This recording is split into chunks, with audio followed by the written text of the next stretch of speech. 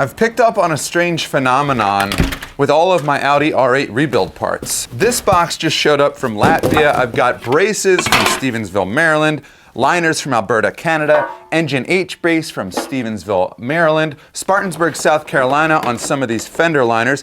I've got Lithuania electrical parts, and this big crash bar to replace ours from Stevensville, Maryland.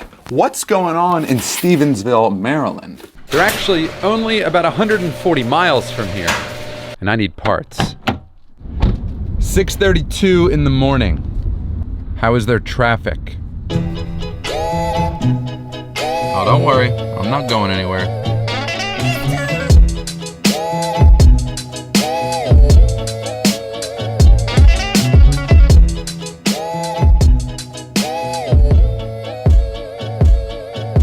I think I found the problem. Sir, your car is facing the wrong direction. If you blink, you'll miss it. Welcome to Delaware. I don't know what Delaware needs, but they need something. Like a mustache, maybe?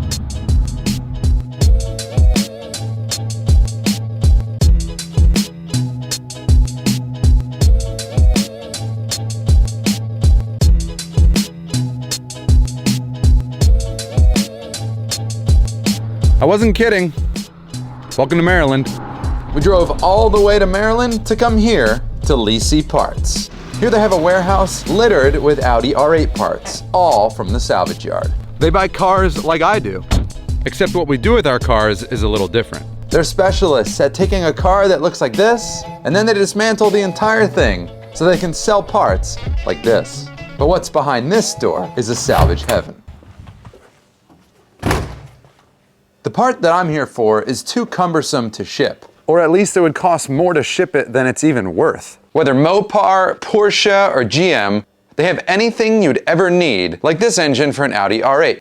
But don't worry, I don't need an engine. Nope, not an engine. A bumper would definitely be costly to ship and worth the drive, but thankfully, nope, I already got a bumper. I've seen more hoods than Ice Cube's acting career, and I've seen more doors than a Jehovah's Witness. But fortunately for us, I don't need a hood and I don't need a door. A Viper swapped JDM car, definitely don't need that. I mean, I want that, but definitely don't need that. But what we did come for was totally worth the drive.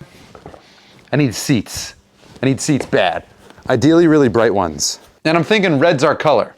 Red is cool. The airbag's blue in my brown seats at home, and let's be honest, brown kind of sucks. So when these came up for sale and they were only 3 hours away, that was a no-brainer. What I haven't thought about is how I plan on getting these home. So how do you think I'd load these? You brought a truck, right?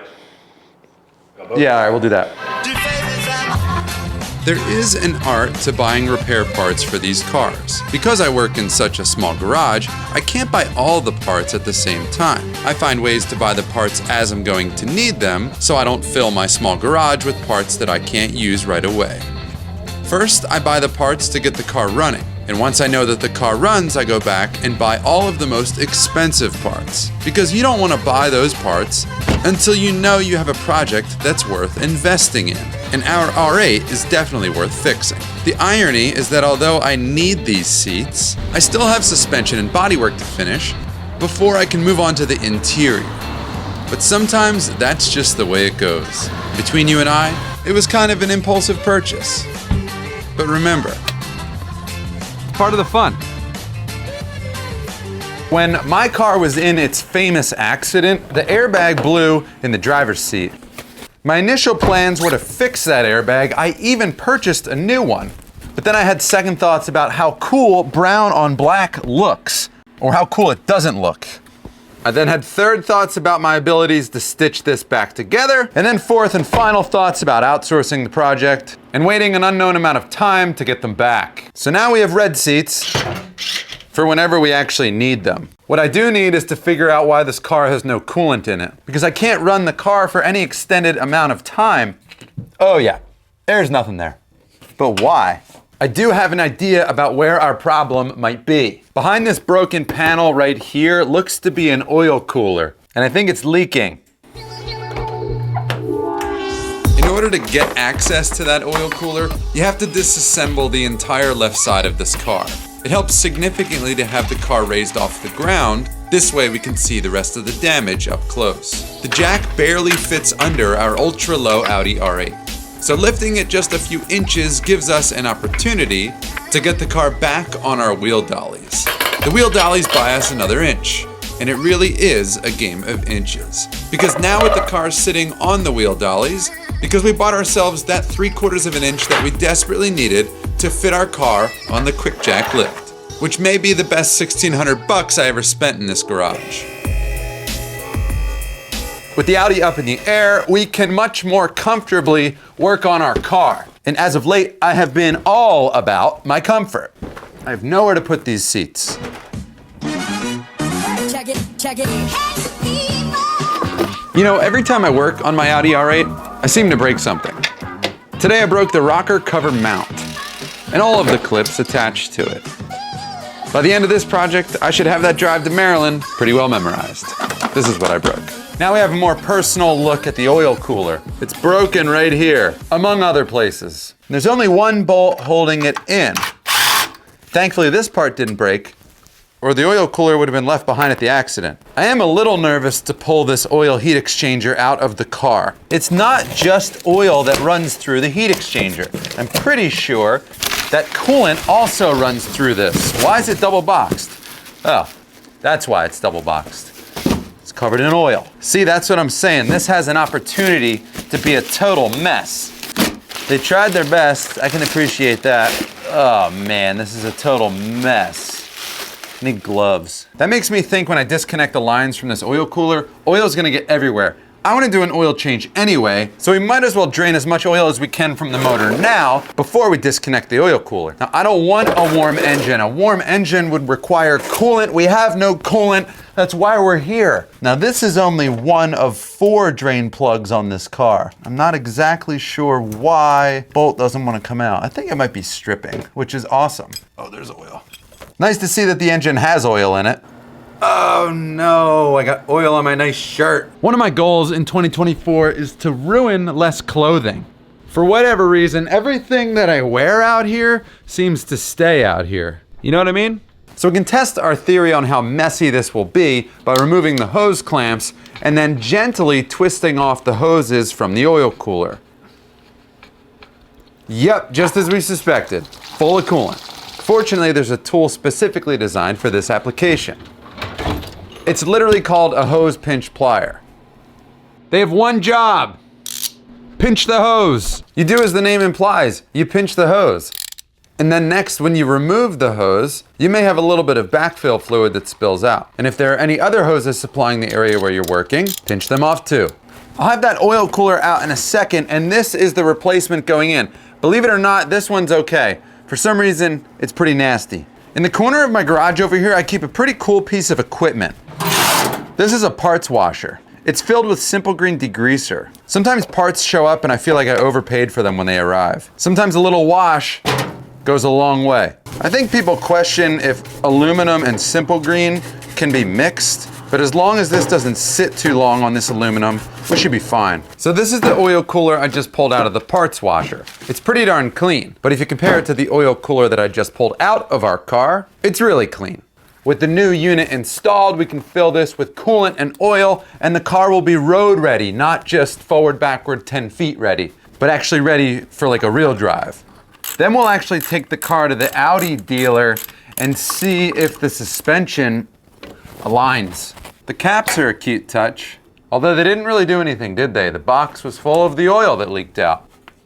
Some parts of the rebuild are more satisfying than others. Now our cool clamps can come off. Probably never use these again. Replacing the oil cooler fixes not only our coolant leak, but it also fixes the oil leak. So in theory, we should be ready to drive this car, right?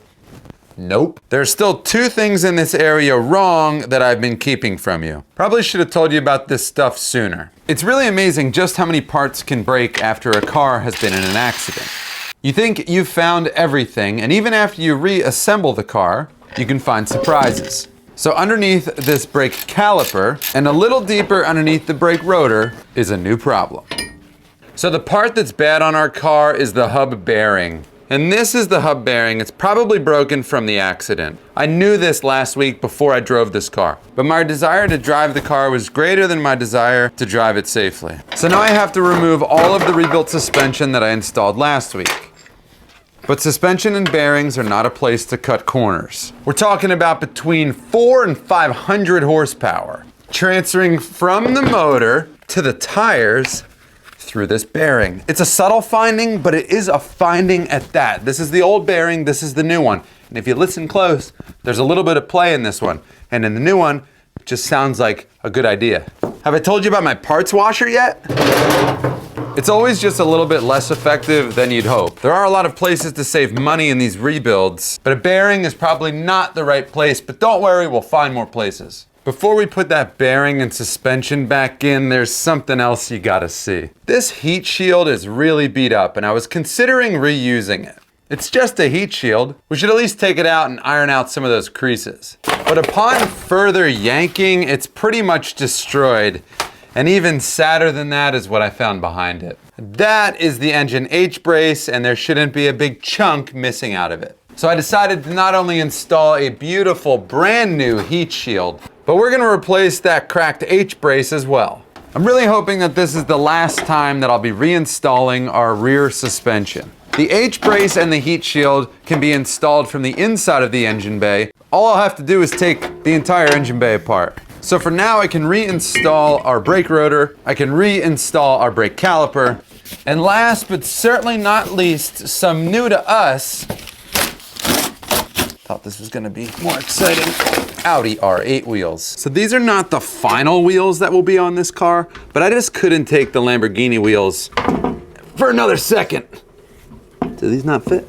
See what's happening here? I can't line it up because we're hitting our bent exhaust. Fantastic. The upper portion of this exhaust is flattened like a king cobra from the accident. Add it to the list of things that needs either repair or replacement. But for right now, it needs this tool. After we cut this thing off, we'll look up how much this exhaust costs to replace. What do you think, right here? Eye protection. Garage is so messy right now, I can't find anything. This'll have to do. I know, I'm an idiot. Yep, I'm an idiot. Well, I just looked up that exhaust. It's $7,400. Although these wheels aren't the final result, I think they look a lot better than the outdated Lamborghini wheel.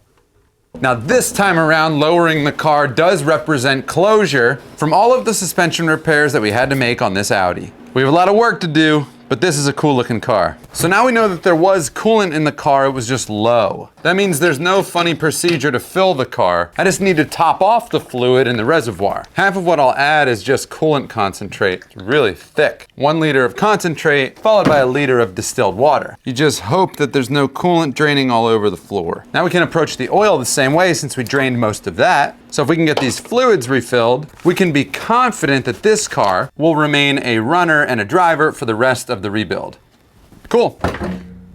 There's only one way to know if any of that stuff is true, though. Fingers crossed for no coolant lights or oil lights. I'd also love to see the coolant and the oil reach running temperature.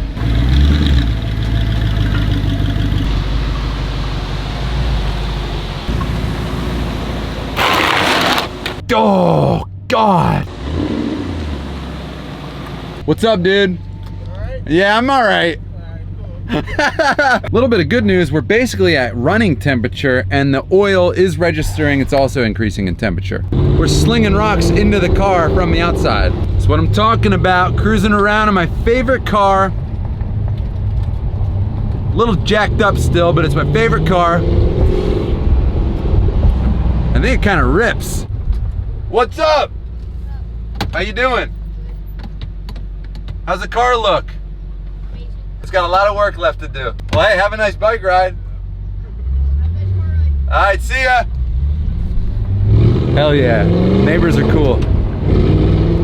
I wonder if it'll scrape going back in the driveway, as bad as it did coming out. Come on, come on. So now that we have coolant and oil, we can start to make some real progress. Luckily, progress does not include having to buy tires for our car. I'll give you a hint, I am changing the color of these 2018 Audi R8 wheels. But since the tread is good on these tires, I can recycle them back on the wheels when the wheels return from powder coat. That's great news because these gigantic Pirelli tires are around $600 for the rear and a little cheaper for the fronts. So that's somewhere around $2,000 that I won't have to spend. What is that? Yep, that's a screw in my $600 tire. And that's how salvage rebuilds go over and over again. If you need me, I'll be on the internet trying to figure out how to not spend 2 weeks' pay on tires.